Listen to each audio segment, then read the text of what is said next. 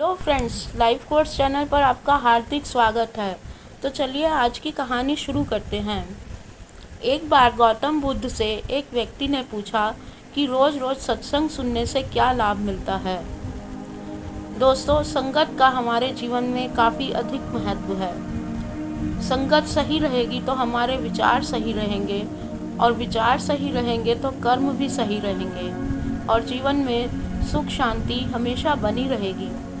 इसलिए सत्संग करते रहने की और अच्छा साहित्य पढ़ने की सलाह सभी को दी जाती है। सत्संग हमारे जीवन पर कैसे असर करता है, इस संबंध में गौतम बुद्ध की एक कथा सुनाती हूँ, और ये कथा बहुत ज्ञानवर्धक होने वाली है। अंत तक जरूर सुनिएगा।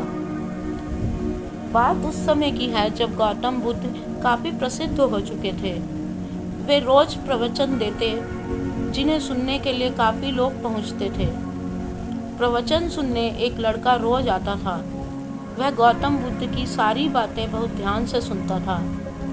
काफ़ी दिनों तक प्रवचन सुनने के बाद एक दिन उस लड़के ने सोचा कि मैं प्रवचन तो रोज सुन रहा हूँ, लेकिन मेरे जीवन में कोई बदलाव तो नहीं आ रहा। बुद्ध बातें तो अच्छी बताते हैं, लेकिन कुछ लाभ नहीं हो रहा। मुझे इस बारे में बुद्ध से बात करनी चाहिए। अगले दिन वह लड़का बुद्ध से बात करने की इच्छा लेकर पहुंच गया। बुद्ध का प्रवचन शुरू हुआ और वे कह रहे थे कि अगर कोई व्यक्ति हम पर गुस्सा करता है तो वह हमसे ज़्यादा खुद का नुकसान करता है।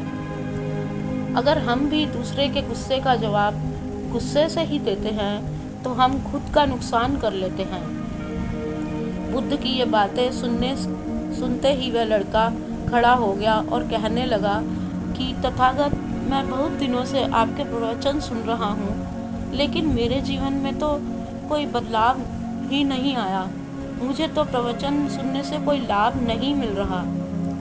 बुद्ध ने अपने प्रवचन बीच में रोके और उस लड़के की बात सुनने लगे। जब वह लड़का चुप हो गया तो बुद्ध ने उससे पूछा कि तुम कहाँ रहते हो। लड़का बोला कि मैं श्रावस्ती में रहता हूँ। बुद्ध ने कहा कि श्रावस्ती से यहाँ तक की दूरी कितनी होगी और यहाँ आने में कितना समय लगता है। उस लड़के ने बुद्ध की बातों का उत्तर दिया तो बुद्ध ने फिर पूछा कि यहाँ आते कैसे हो। उसने बताया कि मैं कभी पैदल आता हूँ, कभी सवारी का कोई साधन मिल जाता है तो उससे आ जाता हूँ। बुद्ध ने फिर एक नया प्रश्न पूछ लिया कि क्या तुम यहाँ बैठे बैठे अपने घर पहुँच सकते हो। ये प्रश्न सुनकर वह लड़का और वहाँ बैठे सभी लोग हैरान हो गए। लड़के ने कहा कि ये कैसे संभव है, मैं बैठे बैठे कहीं और नहीं पहुँच सकता, इसके लिए तो मुझे चलकर ही जाना होगा। बुद्ध ने कहा कि तुम्हारी बातों में ही तुम्हारे प्रश्नों का उत्तर है। सत्संग सुनने से तब तक कोई लाभ नहीं होगा जब तक कि तुम उन अच्छी बातों को अपने जीवन में उतारते नहीं हो। जब तक तुम अच्छे काम नहीं करोगे, इच्छाओं का त्याग नहीं करोगे, बुराइयों से दूर नहीं रहोगे, तब तक तुम्हारे जीवन में कोई बदलाव नहीं आएगा। सिर्फ प्रवचन सुनने से और यहाँ बैठने से जीवन में कोई बदलाव नहीं आएगा। बुद्ध ने आगे कहा कि अगर तुम कोई अच्छा करना चाहते हो तो उसके लिए तुम्हें प्रयास करने होंगे।